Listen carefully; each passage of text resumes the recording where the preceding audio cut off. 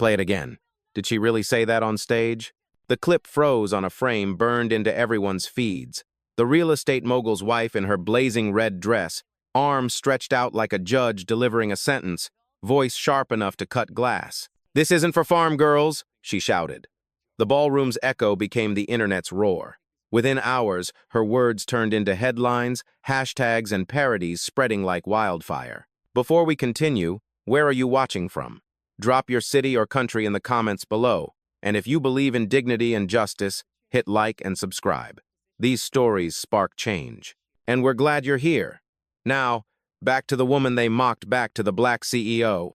The phone screens replayed the moment again and again. On Twitter, on TikTok, on late-night shows. The mogul's wife laughed that night, thinking she had humiliated someone out of place. But the camera never lies. Every sneer, every curl of disdain on her lips was magnified and dissected. The crowd online wasn't laughing with her. They were furious. Meanwhile, the black CEO hadn't said a word. In the footage, she stood tall in her vibrant orange dress, posture straight as steel, contract folder firm in her grip. The camera caught her silence, the kind of silence that carried more weight than shouting ever could. Her gaze didn't flinch, didn't bow. It stayed fixed, calm but piercing, while chaos spilled around her. Comment sections exploded. Why is she being treated like this in 2025? This is disgraceful. I stand with her. Farm girl? She probably owns half the city. The mogul's wife underestimated the world outside the gala. Out there, dignity had its audience, and the audience was growing louder every hour. By dawn, news anchors were replaying the video. The Chiron read, "Humiliation at $8 point, 3 billion rupees, tower ceremony sparks outrage. Sponsors called. PR managers scrambled. Phones buzzed with panic in the mogul's empire. The wife hadn't just mocked a guest. She had mocked someone who controlled billions, and the internet was holding her accountable. The CEO, however, moved differently. No frantic press release, no defensive live stream. She let the world do the talking. She knew silence, when held with strength, becomes a weapon sharper than scandal. And while the mogul's wife drowned in a storm of her own making, the black CEO was already planning her next move. A move no one, least of all the one in the red dress, would see coming. The video didn't just trend, it detonated. Within 24 hours, the clip of the mogul's wife pointing her manicured finger at the black CEO had crossed 40 million views. News outlets clipped the insult, looping it under bold captions. "This isn't for farm girls." TikTok turned the phrase into a meme, splicing it with images of barns dissolving into skyscrapers, farm animals edited next to the $8 point 3 billion rupees tower model on stage. The wife's laughter, carefree, smug, dripping with superiority, was now the internet's soundtrack of mockery. Every smirk she flashed at the ceremony was frozen, remixed, slowed down. What she thought was triumph had become evidence. Meanwhile, the black CEO appeared only in fragments, a still frame, her orange dress a blaze of defiance against the sterile blue-white lights of the opening ceremony. A close-up, her eyes steady, lips pressed in quiet restraint. TikTok captions read, "That's the face of a queen who doesn't need to shout." Twitter threads declared, "This is power without a single word." Sponsors noticed, clients noticed, even ordinary viewers who knew nothing about real estate paused, shared, and commented, "This is 2025 and people still act like this?" Imagine humiliating someone who literally owns the contract in her hand. Farm girl? She's the only one acting like royalty in that room. At first, the mogul's wife dismissed it. She posed for Instagram, posted a story in her red cocktail dress captioned, "Unbothered, some people just don't belong." She thought it was clever, but the internet doesn't forgive arrogance twice. Comments flooded in thousands of angry emojis, furious replies, hashtags calling for boycotts. Late-night comedians smelled blood. One host leaned over his desk, grinning, "You know you've messed up when half the country is calling you the villain in someone else's success story." The audience roared. But through it all, the black CEO stayed silent. No interviews, no tweets, no staged selfies. Her silence became the story. Anchors asked, "Why hasn't she spoken?" Analysts speculated, "She doesn't need to. The numbers will speak." And while the mogul's wife fought comment sections with condescension, the black CEO met quietly with advisors, her presence calm, deliberate. She didn't chase the narrative. She let the storm rage, knowing exactly where it was heading. Because in scandals like this, timing is everything, and her timing was flawless. By the third day, the scandal had a life of its own. Every major network ran split screens. On one side, the mogul's wife frozen mid-gesture, arms stretched like a blade, lips curled with disdain. On the other, the black CEO in her orange dress, chin lifted, holding her contract steady beneath the cold lights. The captions wrote themselves, "Disdain and Dignity.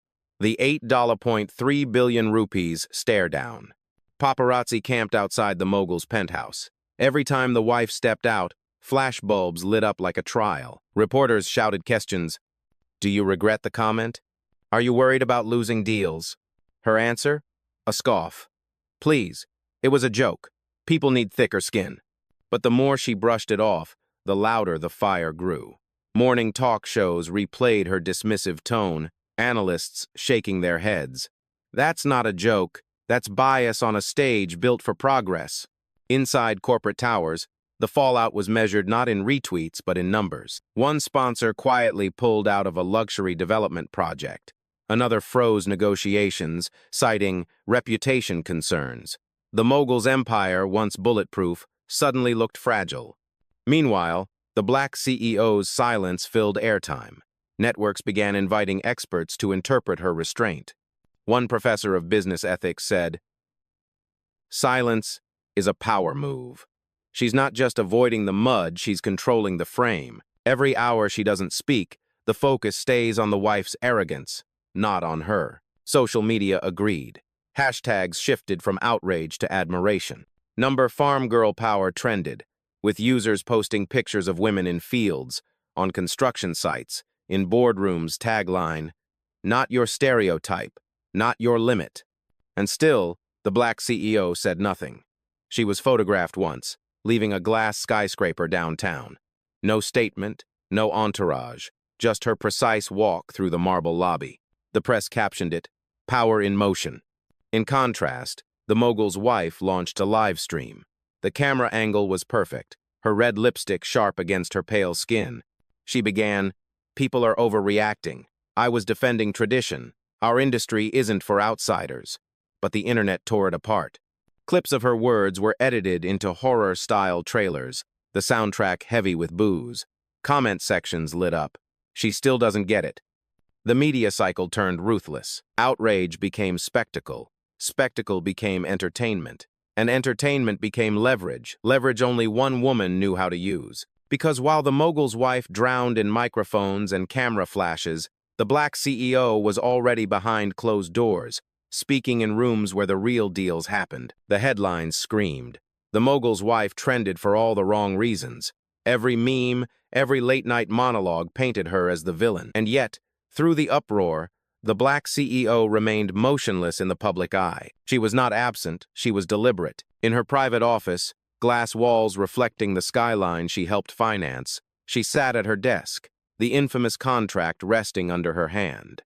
Advisors urged her to respond. PR specialists drafted statements, apologies framed as grace, sharp rebuttals framed as power. She read none of them. Instead, she closed the folder, pushed it aside, and spoke softly. "Dignity doesn't scream, it waits for the right strike."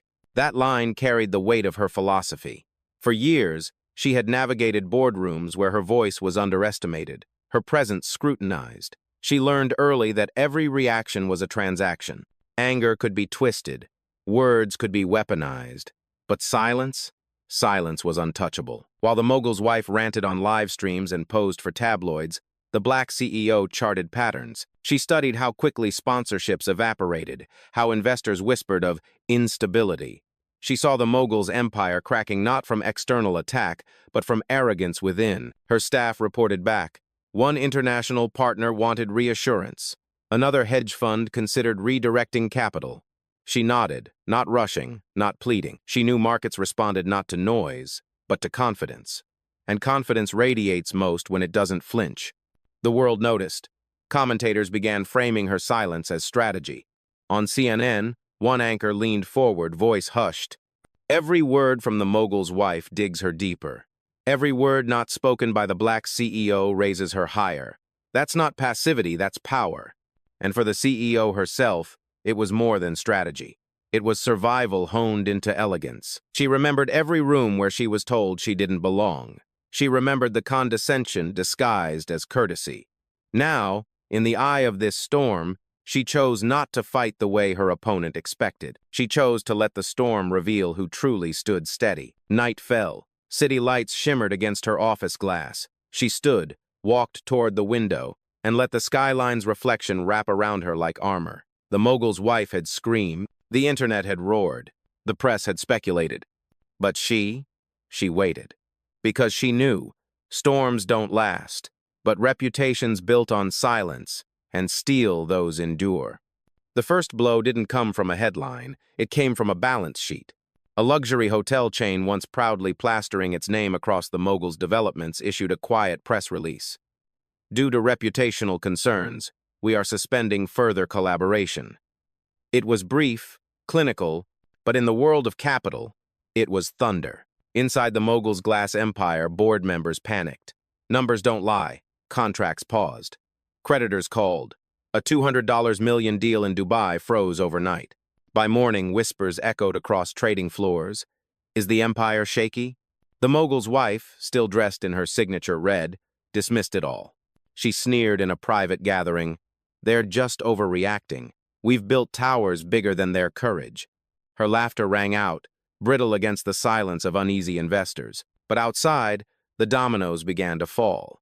A European bank announced a temporary review of their $1.1 billion rupees line of credit. A major retail partner delayed payments, citing brand risk. Shareholders grumbled in corridors. Every step she took in arrogance created aftershocks she didn't feel yet. And all the while, the black CEO said nothing, but her presence was everywhere. On social media, users spliced images, the mogul's wife pointing with venom, and beside it, screenshots of plunging stock prices. Captions read, "When arrogance costs billions." Memes mocked, "Farm girl? No, billion-dollar queen." In the boardrooms, it was no joke. An executive whispered to another, "She's killing us with silence. Every sponsor gone makes her look stronger."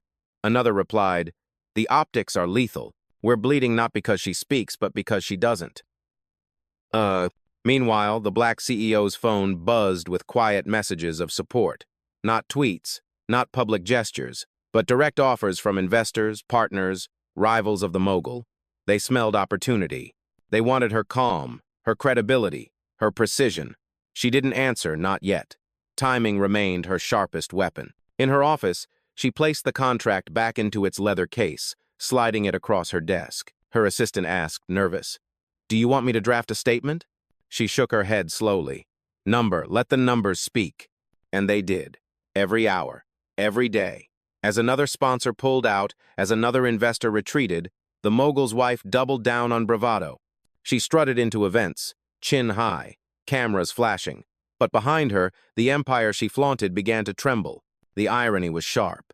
She had tried to humiliate dignity at a tower opening. Now, dignity silent, unbothered, relentless, was humiliating her bank accounts. And the world was just beginning to notice. The internet firestorm didn't stay online. It spilled into the streets. By the end of the week, the mogul's flagship tower downtown was no longer just a monument of glass and steel, it was a stage for protest. Dozens of people lined the plaza, holding cardboard signs scrawled with black paint. Respect dignity. Not your farm girl. $8.3 billion rupees doesn't buy humanity. What began as a few voices turned into hundreds. Students, workers, even retired neighbors who once admired the mogul's projects now stood with anger in their eyes. Microphones picked up their chants, echoing between skyscrapers. "We stand with her! We stand with her!" Television crews swarmed, broadcasting live images of a city's conscience rising against arrogance. Commentators narrated with incredulity. It's rare to see this much backlash for a single insult. But this wasn't just an insult, it was a symbol of class, race, and power colliding in plain sight. Inside the mogul's penthouse, curtains were drawn tight. The wife, draped again in crimson silk, scoffed at the footage. "Let them shout. They'll get bored. Towers don't fall because of signs. But outside, pressure mounted. Police were called not to suppress violence, but to keep order as the crowds grew. Chants turned rhythmic, drums beating, voices unified. Dignity over dollars. Dignity over dollars. Meanwhile, investigative journalists dug deeper. Old stories surfaced tales of staff humiliated at galas, of young entrepreneurs dismissed at networking events. Patterns emerged, all pointing back to the mogul's wife. Each revelation hardened public opinion. And yet, the black CEO remained unseen. No speech, no march, no camera-ready appearance. But her presence lingered over the protests like a silent banner. People carried posters with her silhouette in orange, the viral freeze frame from the ceremony calm, unbowed, a contract in her hand. To them, she wasn't just a businesswoman anymore. She was an emblem. The mogul's advisors grew restless. In meetings, voices clashed. One slammed his fist on the table. "We're losing the public. Every chant outside those towers bleeds into our balance sheets." Another snapped back. "We can't control this narrative unless she apologizes." Eyes turned to the wife. She only crossed her arms, her tone icy. "Apologies are for the weak." But weakness was already showing. Deals fell through faster. Share prices dipped lower. Investors didn't just fear the numbers, they feared the crowds. And those crowds weren't leaving. Night after night, the protests swelled, candles glowing against the glass facade of the mogul's empire. The chants never stopped. The message was clear. The world had chosen sides, and the side it chose wasn't hers. The boardroom was silent, save for the ticking of an antique clock. Men in dark suits sat rigid around the long mahogany table, their reflections fractured in its polished surface. At the head sat the real estate mogul himself, stone-faced, lips pressed into a thin line. Beside him, in defiant contrast, his wife reclined in her chair, crimson dress shimmering under the recessed lights, as if she were attending a gala rather than a crisis. An executive cleared his throat. "We've lost 3 sponsors in 48 hours. Credit agencies are reviewing our debt structure. The market is watching us bleed." Another added sharply. "And it's not just business. This is personal reputation. Our name is trending for the wrong reasons." The mogul's jaw clenched. He had built his empire brick by brick, tower by tower, only to watch it tremble because of a single sentence uttered under the glare of chandeliers. His silence carried the weight of a man measuring fury against consequence. The wife rolled her eyes. "Enough dramatics." It was one comment. "People are fickle. This storm will pass." But the storm wasn't passing, it was accelerating. One board member leaned forward, voice low but dangerous. "Your arrogance is costing us billions. You mocked someone who controls more capital than half this room combined." Her laughter was sharp, almost mocking. "Oh, please." She waved a contract on stage and the internet crowned her a saint. "Do you really believe she has the power to take us down?" The room tightened. No one answered, but their silence was heavy with disbelief. They did believe. They saw the numbers. They saw the protests outside. They saw the headlines multiplying like cracks in glass. The mogul finally spoke, his voice gravelly, each word chosen like a blade. "This empire was built on credibility. Without it, the towers fall." His gaze shifted to his wife, lingering stern. "And right now, you are the crack in our foundation." Her smile faltered for the first time.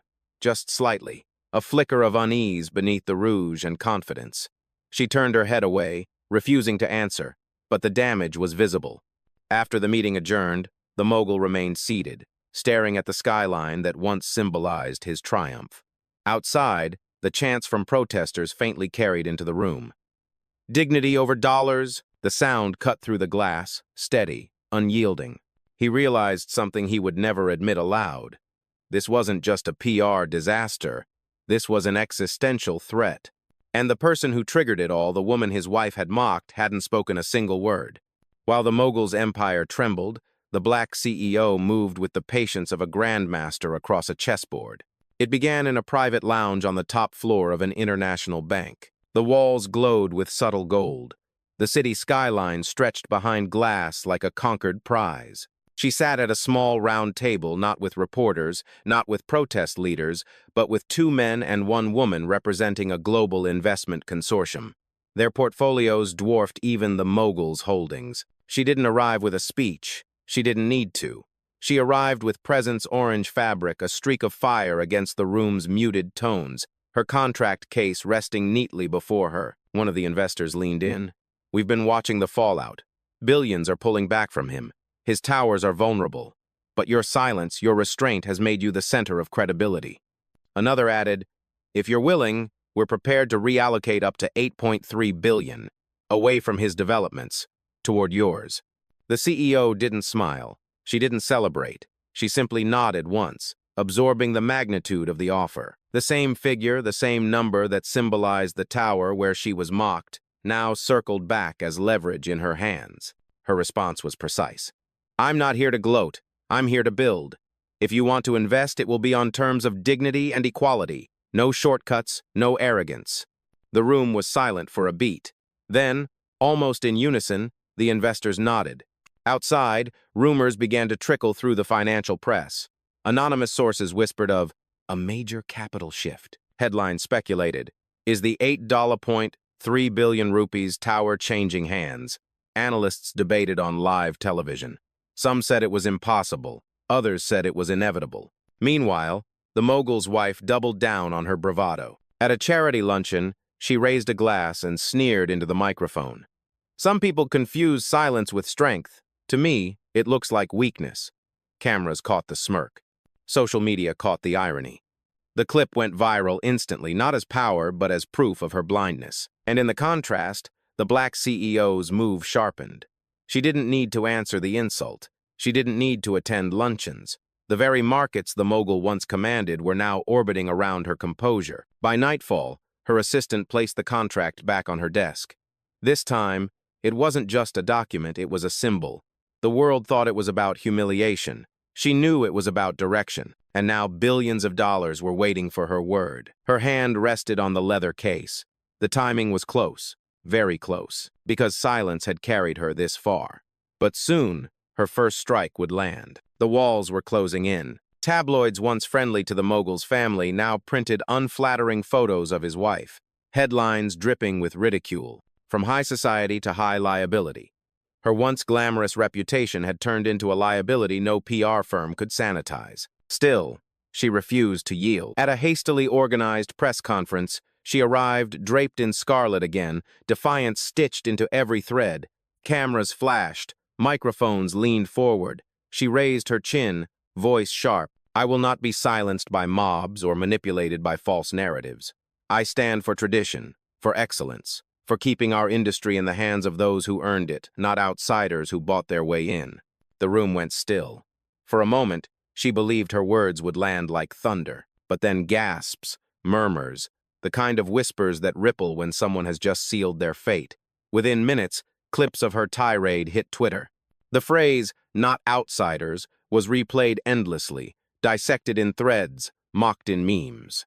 One viral tweet read, translation, she means not black, not women, not anyone she can't control. It gained 500,000 likes in 12 hours. Sponsors who hadn't yet cut ties now rushed to issue statements.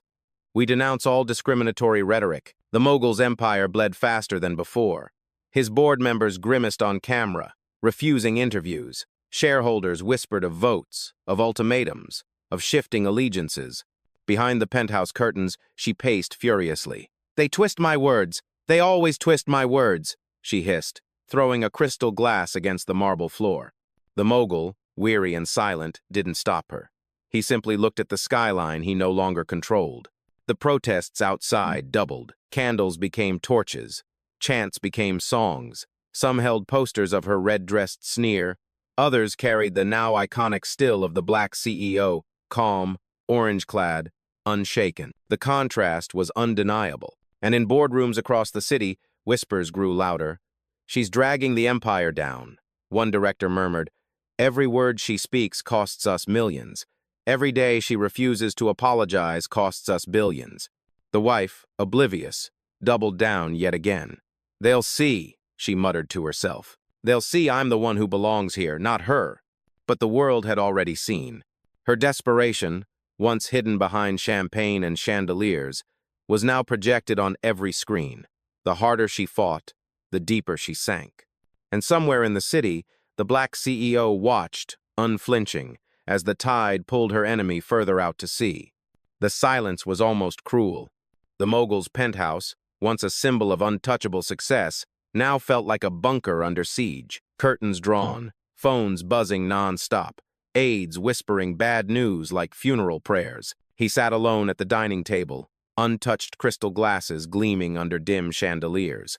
Across from him, his wife still wore her crimson armor, lips painted as if a smear of color could mask the cracks in her empire. For days, he had tolerated her defiance. But tolerance was a luxury he could no longer afford. The CFO's report lay open before him. Red ink slashed across the pages, sponsors gone, partnerships frozen, billions in market value evaporated. The numbers didn't just bleed, they screamed. He exhaled heavily. "Do you understand what you've done?" His voice was gravel, low but lethal. She scoffed, swirling the untouched wine in her glass. "I spoke the truth. If people can't handle it, that's their weakness, not mine." His fist slammed the table. The crystal rattled, the echo slicing through the silence. "Weakness? You've turned this empire into a circus. I built towers on credibility, on alliances, and you've burned them down with a sentence." Her face hardened, but her voice rose, shrill. "Don't blame me because they're threatened by her. She doesn't belong in our world. She never did." The mogul's eyes narrowed, a storm brewing behind his gaze. "And yet, she's the one holding the future of our world in her hands." The words struck harder than glass. For a moment, her bravado faltered. She looked away, but her reflection in the penthouse window betrayed her a crack of doubt, a flicker of fear. That night, board members called an emergency session. Some demanded her removal from public appearances. Others whispered of severing her influence entirely. Their language grew sharp. "She's not an asset, she's a liability." And for the first time, the mogul didn't defend her. He sat silent, shoulders heavy, eyes fixed on the red ink of the CFO's report. Outside, the protests swelled louder, candles and torches flickering like fireflies against the glass towers. Inside, the mogul realized he was at his breaking point. He could no longer choose loyalty to his wife without sacrificing the empire he had spent a lifetime building. He whispered to himself, almost too softly for anyone to hear, "One more mistake, and we lose everything." And somewhere across the city, the black CEO, silent, calculating, waited. She didn't need to shout, didn't need to fight. Her enemy was unraveling from within. The breaking point had come, and the final blow was close. The city awoke to rumors. Financial channels buzzed with speculation. Is a takeover imminent? Traders whispered of sudden moves, contracts shifting hands in midnight meetings. Something was happening, but only one woman knew the full scope. In the highest floor of her own tower, the black CEO prepared her strike. She stood before a floor-to-ceiling window, dawn light spilling across her orange dress like fire on steel. The contract, the same one she had lifted at the opening ceremony, now bore new signatures. Investors, banks, global partners, the weight of 8.3 billion rupees redirected, not away into the air but directly into her hands. Her chief advisor entered quietly, voice steady but tinged with awe. "It's done. The consortium approved. You now control a majority stake in the tower." She nodded once, calm, composed. No celebration, no gloating, just inevitability. "Then release the statement." The press exploded within the hour. Headlines in bold, splashed across every outlet. Black CEO takes control of 8.3 billion rupees tower. Mogul's empire fractures as new power rises. Cameras flocked to the tower plaza, where protesters transformed their chants into cheers. Signs once painted in anger now raised in triumph. "Dignity wins. The tower is hers." Across town, chaos reigned in the mogul's headquarters. Executives shouted over one another, phones ringing endlessly. Markets plunged further, analysts tearing apart the family's reputation. The mogul sat in silence, broken by inevitability, while his wife stormed across the room in fury. "She stole it! This was ours!" A board member finally snapped. "Number, you handed it to her. Every insult, every arrogant word, you gave her the leverage to own this." But the black CEO didn't need their approval. She was already walking the polished marble lobby of the newly claimed tower. Cameras surged forward, desperate for her first words. She paused, looking directly into the swarm of microphones, her voice calm and unwavering. "Power isn't loud, It doesn't scream, it doesn't humiliate. Real power builds, real power lasts. The plaza erupted in applause, her words reverberating across screens worldwide. And in that moment, she wasn't just a businesswoman reclaiming dignity. She was a symbol, a black CEO who had turned silence into strategy, insult into empire, and an $8.3 billion rupees humiliation into her ultimate triumph. The final strike had landed. The plaza was quiet now. The crowds had dispersed, the chants faded into memory, but the glow of victory lingered in the air, etched into the steel and glass of the $8.3 billion rupees tower that now bore her name. Inside, the black CEO stood alone on the top floor, hands resting lightly against the cool glass, surveying the city. The skyline glittered beneath her, each building a monument to ambition. But tonight, one tower told a story larger than profit margins or architectural triumphs. It told a story of dignity reclaiming its throne. Reporters called it the takeover of the decade. Financial analysts called it a textbook lesson in silent leverage. But for the people in the streets, the students, the workers, the mothers and daughters, it was more than business.